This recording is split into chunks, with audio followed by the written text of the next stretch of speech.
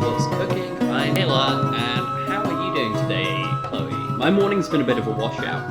I slept in and then Alyssa made me a bacon sandwich, so, it's better than some mornings have been, but I am super EP because we went to bed at like 1:30 last night, because we were up designing custom magic cards, so...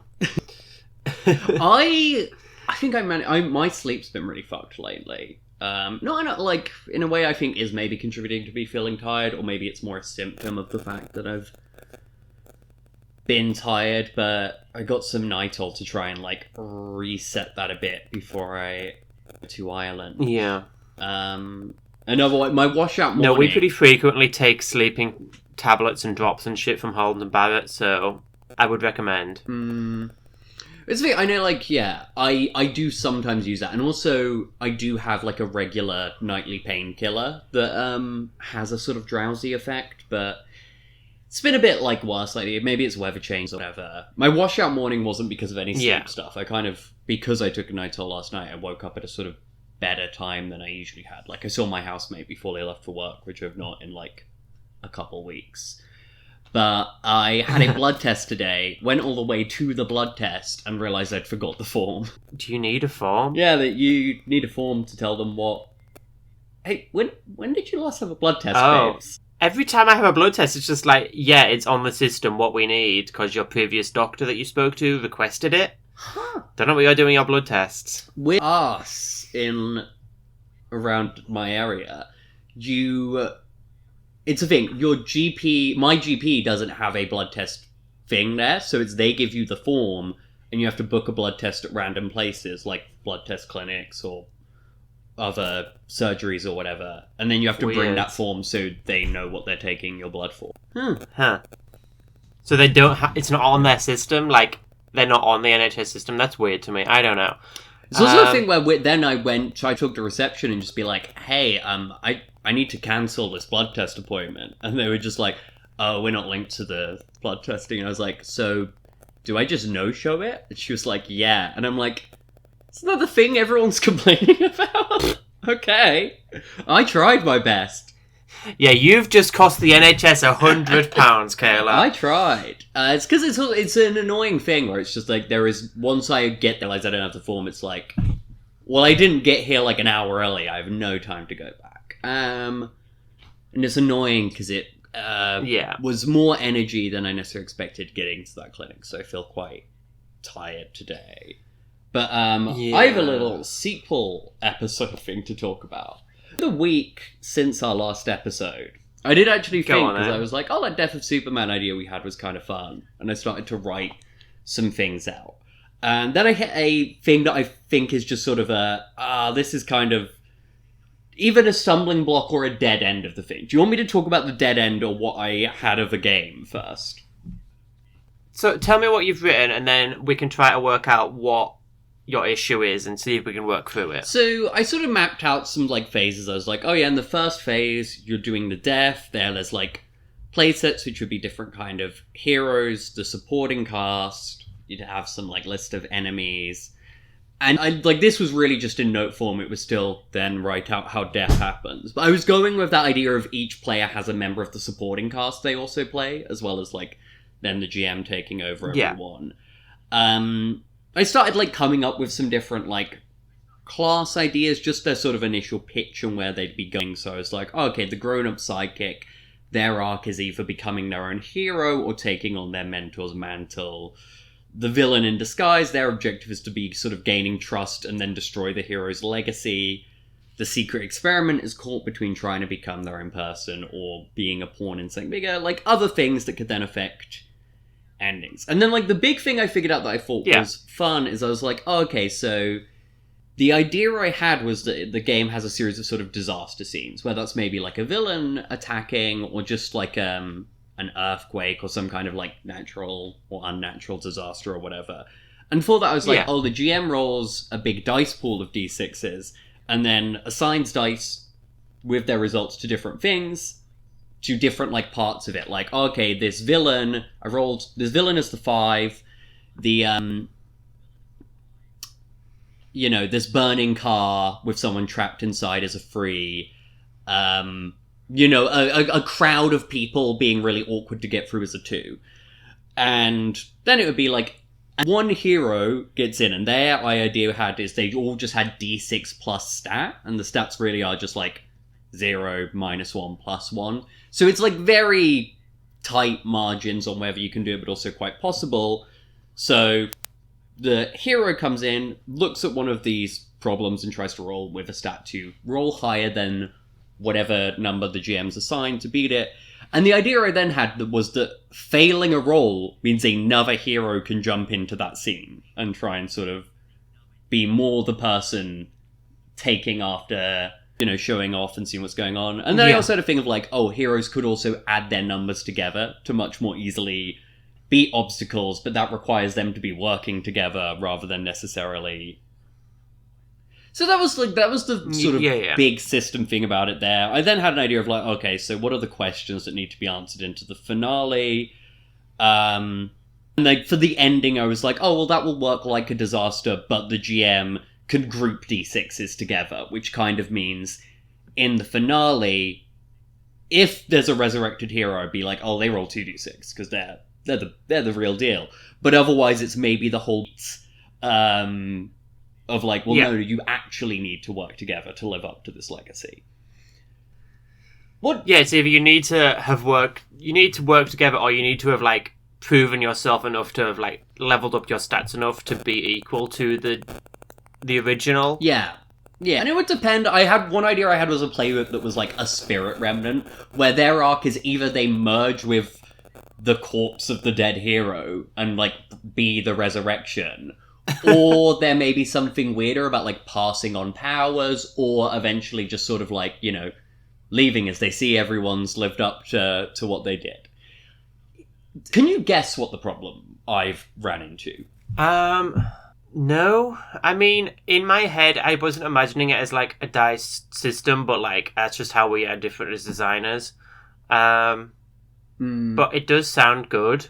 So what's the problem? Yeah, I'm not the biggest person on dice systems usually. Like in general, I'd say like more of my games lean towards either like GM-less or card-based, but I've done some dice stuff, and I feel like if stuff is more in a pulpy tone, that's where I tend to drift towards dice rather than other things. Yeah. My problem is like a tonal thing, where I feel this is kind of like supposed to be like this fun,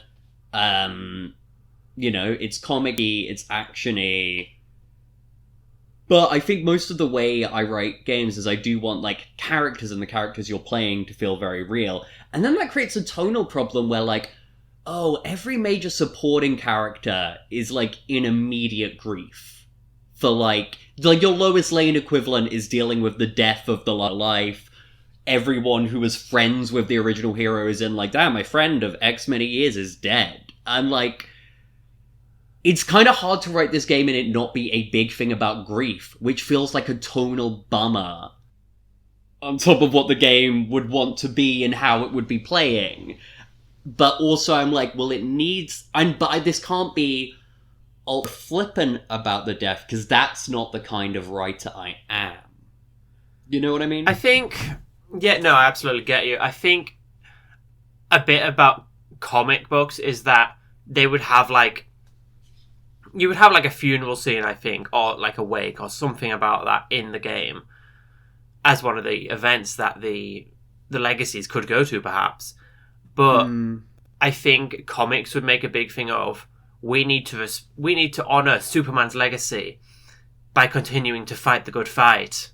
And, like, they'd be a bit sad about it, but I think they'd keep going. And, like, obviously your non-action-orientated people, like your Lois Lanes...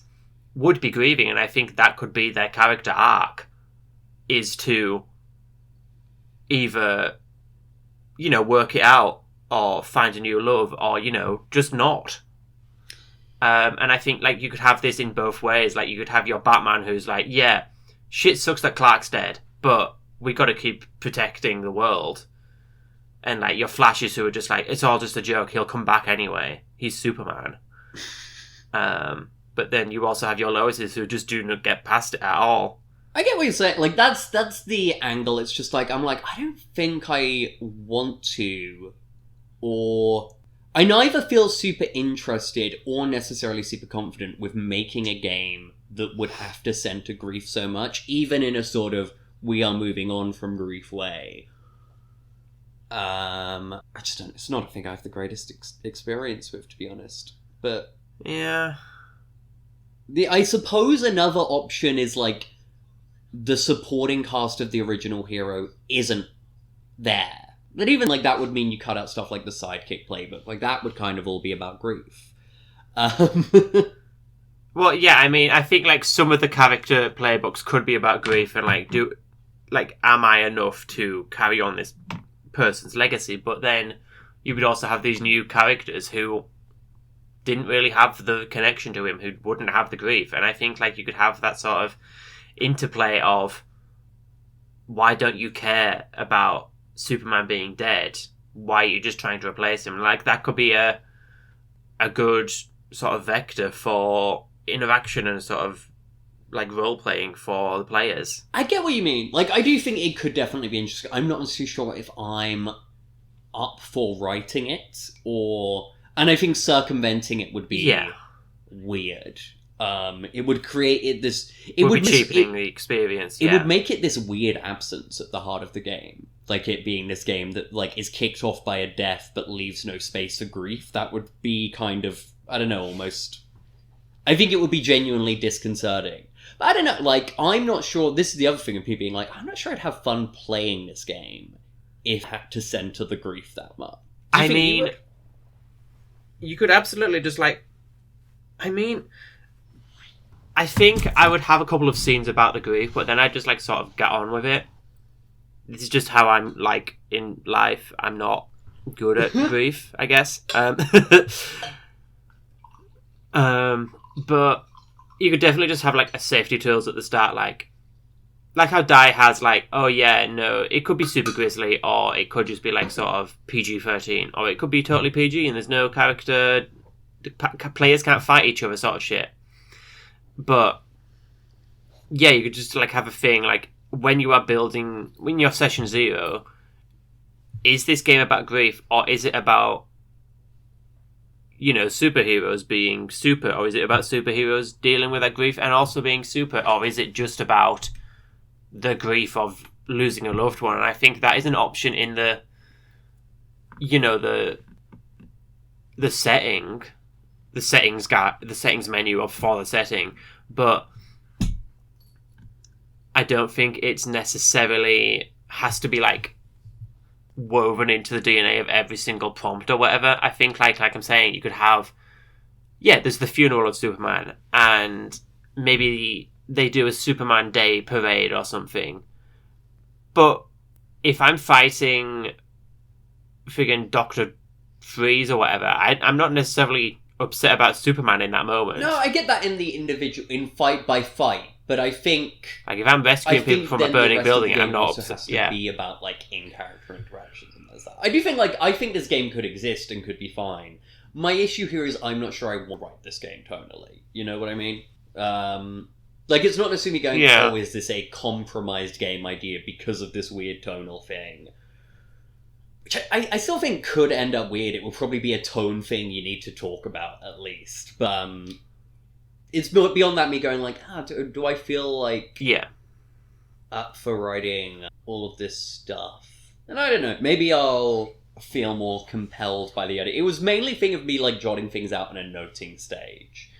And yeah, I think there's something fun to this. No, I can definitely imagine a world where you do write this game and it does have some grief in it, but it's not all about the grief. And I think it would be a really good game for finding the balance in there, but I understand that finding that balance, it would be difficult.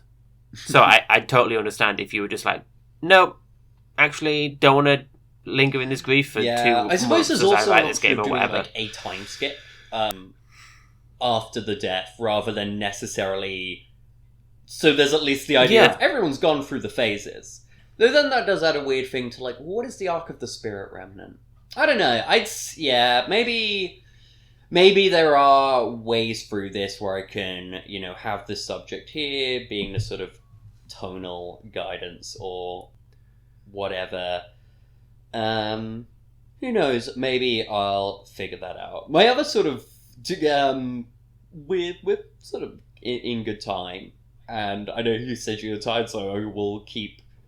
No, I've got the energy now. I'm pumped. I was going to say, I also hit not like a stumbling block with Asphodel FC, but a thing that I'm like, intellectually I know this isn't bad about any game, but it frustrates me about this being true of a game I make. Which is I'm gradually mapping out like, oh, okay, here's what like a week looks like in a game. Like you start off with a strategy meeting, where you like map out your empty spaces in a schedule. Then you also have like training where you, through the role-playing scenes and what's happened, that determines your chemistry that week. Your drive is determined in a sort of like match day team talk before. But the thing is, I'm trying to sort of pace out in my mind, like, okay, how long would this stuff take? And it's just getting into a thing of like, a one-shot game of like a single session game of Asphodel FC, no matter what modifications I can think of making, doesn't seem like like a one-shot session that would last 3 hours max, I don't think could tell a complete story. And intellectually, I'm like, that's fine, that's true of lots of games. It is often fun even to play a game where it's like, yeah, you don't get this complete story, you get a taster of something you might or might not one day play more of. But it kind of frustrates me, do you know what I mean?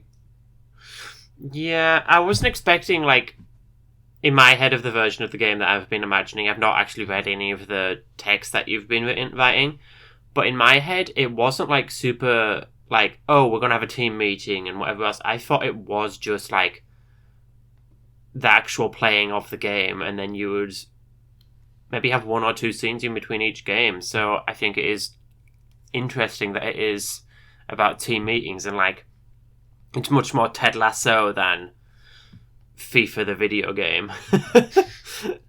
Well, it's very much like, I think the game is about also like managing the team. I think my current idea is I'm going to have the fact that you are also players in the team. It's just because, you know, in some very almost prehistory of football, like there's a period of time before the modern role of the manager kind of exists, where teams were more sort of like self-run, and it works for the setting, and it lets you be both like a player and also being part of like managing the arc of the team. Yeah. The politics. Could I shorten the thing? Yeah, maybe, but still, like a match takes about 20 minutes in most of my playthroughs. So you could have a couple of matches, but also the matches are kind of zoomed out. So you do then need these zoom-ins, which I think come from the week, the sort of between the matches stuff. Yeah. Like I said, I mean, for like one-shot stuff of it, I think you could just like have a specific, like, here is the structure of a one-shot as opposed to a proper campaign. Yeah, I feel there's Asphodel. Yeah, I feel. Did I ever tell you this one idea I had about Major Arcana Fateball or not? No, go on. Oh, that was an idea I had where when I was thinking of the game, I was like, okay, I can think of how to press this mechanic I have, the skeleton, and like a more detailed skeleton at this point of like how the Fateball match mechanics. And I was like, okay, there's definitely the world where I playlist into you're all playing as one team, and it's a role-playing game focusing on like you managing the team you are part of. But I was also like, you know, there probably is a fun sort of world-building game of this where you each have your own team and you're maybe telling stories about like a league. But it's not really that much of a role-playing game. It's more a sort of storytelling. It's not even a storytelling card game. It's a competitive card game with storytelling elements, which would be a completely different game. But yeah. I did think, it does feel like the skeleton, maybe I should expand it into different things. And maybe I'm just like, yeah, maybe there's no one-shot version of Asphodel FC, but maybe there is a different one-shot game that uses the Fateball match mechanic and setting. Similar mechanics, yeah. Because when I was thinking of that, I was like, oh, Major Arcana League Fateball is a good name, because Major League something is... It's very funny. Yeah. No, I like having like a different game in the back matter of a game. That would be like, here's what you can do for a one shot, just to get a taste of how the mechanics of the football and whatever works. And then if you want to go into a full thing, you've got the rest of the I think book. there's also a thing where this game will have a lot of different structures which are specifically placed around how long are you wanting to play for. I'm like, what if you wanted to finish this game in 4 sessions? I'm like, okay, probably that means the league structure in your world is going to be different to facilitate like getting to the end of a season in 4 sessions. Yeah. But yeah, I'm currently getting closer. I think the last time I talked about the between the matches stuff, I was saying it was going to be token based. I'm currently have written a system where you have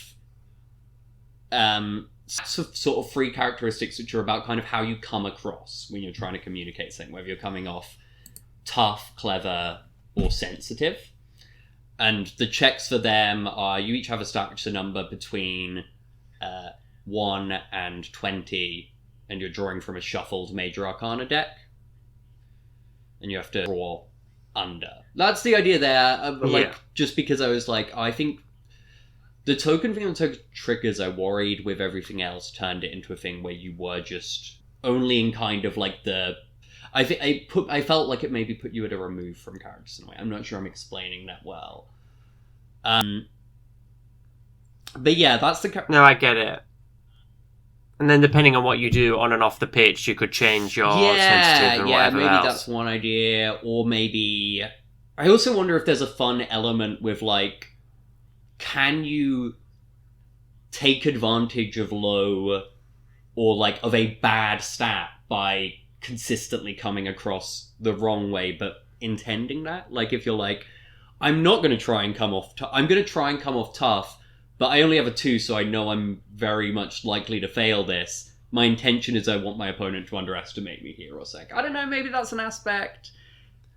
Like I say, I'm writing out the sort of schedule phase, and then I'm like, oh, I could then probably group stuff up enough together to show it to someone else to read the game and, you know, tell me if they understand it. At the moment, too much of the game, not too much, but like... Yeah. The match mechanic is playable, but like the wider game is not yet playable, and if it is, the closest it could get to relies on, well, I know all the things. I made the game, I know what all the little squares do. It works if you're there, but not if you're not. Yeah. It's not a fully unified document yet. But I'm closing in on it. And yeah, I'm thinking maybe it is a fact of like a game with back matter variations. One or more of them, who knows?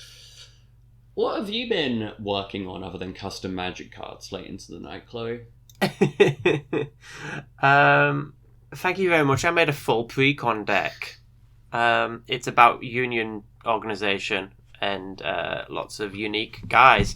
No, I have slowly been tinkering away on Clerics, trying to get this list of people that you might meet in a village or whatever to 100 people, and I did a Blue Sky about this, but it is like the first few were like, oh, there's a baker, there's a butcher, there's a candlestick maker, whatever the hell.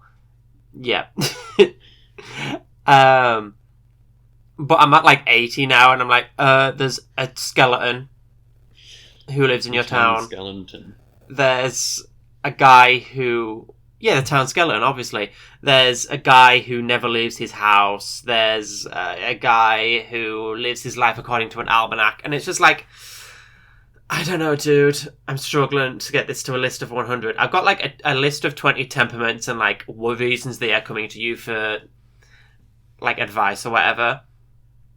And character generation I'm happy with. I want to do some clocks or tracks or whatever for each of the individual... pieces that make up your character.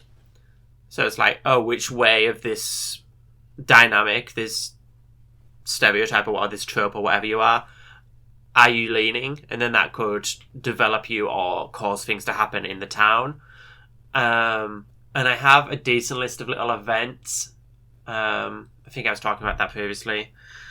So yeah, I think I'm going to work on the tracks this week, and next week, hit me up, see if I've done that. I will. Maybe. Also, you know, like, in a sort of, like, pseudo-medieval fantasy, like, people can have the same job. Not every 100 needs to have a unique job. Yeah, I know. I guess I could, like, bulk up the table by, like, yeah, there's 5 farmers. But like, it would be weird if a town only had a single farmer. That's true. Yeah, I imagine if it's, like, a 20-person town, probably, like, half of them are farmers. So, yeah, I guess 80 unique things, and then just, like, yeah, 1d4 is farmers, 1d8 is whatever. You don't want a situation where if you're rolling a 20-person town, it's like, okay, so, we have a skeleton, a soothsayer. Like, you only have things where it's like, okay, we don't have any bread or wheat. No, so actually I was thinking about this. My idea for rolling on the table is that when you are generating your people that you are adding to your little table for who is in your actual town, you would start with, like, okay, we roll a d6, and, like, the first d6 is, like, really boring, whatever. Then a d8, then a 12, then a 10 or 12, whatever. A 20. And then you eventually start rolling, like, multiple 20s, and that's where the real weirdies come in. So it's like, you build up a cast of, like, 8 or 10 normal guys, and then you start getting the weirdies, but you might just also still roll for normal guys in there. It's like, oh, a retired adventurer might be, like, 15 or 20 on the list, so you might get them on a d20. But, like, a magic skeleton that talks is maybe, like, a 90 or something, so you're not gonna get 20 skeletons that talk. Yes. But maybe that's just your town, that you have 20 talking skeletons. Like, that's a separate game that Alice is writing. Thank you for listening to Game Soup.